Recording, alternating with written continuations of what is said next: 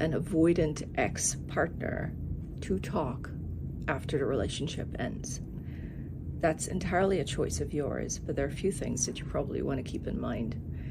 You want to remember all the times in a relationship where you felt disrespected, neglected, taken for granted. More importantly, you want to remember how you felt. You felt less of a person, not valued, not worthy, not appreciated. And if you choose to meet with them, expect them to be vulnerable, just as you've always been hoping. They are going to open up. They are going to share their feelings. Most likely, if they're in a place of fear where they want you back, where they have had enough time to now appreciate your value and recognizing that if they don't push through this fear, they can very well lose you, then they can be in that space of being vulnerable. They'll share how they feel, how much you mean to them, and it's all true. I'm going to make a good assumption that it's all true. Someone with an avoidant attachment style is not incapable of love. They want a long-lasting, deep, intimate, committed relationship.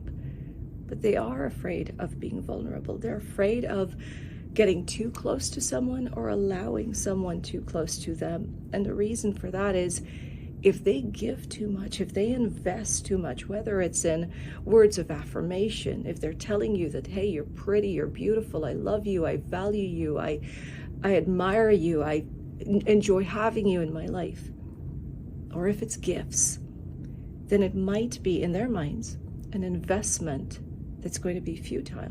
Because what if you get up and leave? For them, it's not about embracing the relationship, embracing the person, and enjoying the relationship. In their minds, it's more a thought pattern of how much am I giving to this person and what if they leave? How much time am I spending with this person and what if they leave? How much am I investing in this person and what if they leave? So behaviors are driven by fear, and that kind of fear is not bringing us closer together. That kind of fear is pulling us apart, because what will happen is when the avoidant attached person feels like you're back in the relationship with them, you've hooked on to this little bit of hope that you got when they were vulnerable, and now you're back with them.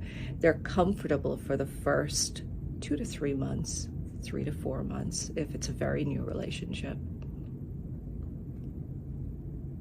And when they start to feel like you're getting too close, then they start to expect themselves to come in closer as well, and that would mean being emotionally available to you. And that's where the fear kicks in. That's where they become very afraid, and they'll build up a wall. It's all to protect them. It's got nothing to do with you.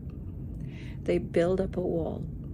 If you talk about it, they might get defensive, and they may start to think, wait a second, this is not for me. We're fighting all the time. I don't want this. This is uncomfortable. This is taking away my independence, my autonomy. I'm no longer free to be my own person. And they start to push you out.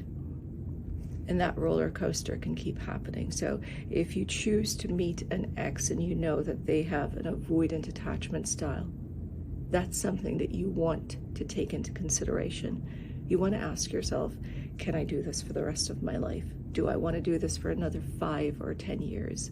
Now, there's one thing that we want to keep in mind. Age matters. As these fears, well, if we have negative experiences and we store them within us and we think about them for a period of hours, it becomes a mood. You can get upset, sad, whatever uncomfortable emotion is attached to fear and upset. But if we think about that negative experience for weeks, and then we have another negative experience and we think about that one plus the other one for weeks, it becomes a pattern. If we think about negative experiences over a period of years, it becomes a personality. And so when we're younger, teenage, 20s, 30s, it's a lot easier to get into our minds and change a few thought patterns. But as we get older, it becomes a lot more difficult. So if you're dating someone who is actively working on their self-development, on their growth, their emotional, psychological, spiritual growth, then you're in a good place. But if this is someone who refuses to do the work on themselves, you've got to reconsider. Just keep in mind that this has nothing to do with you.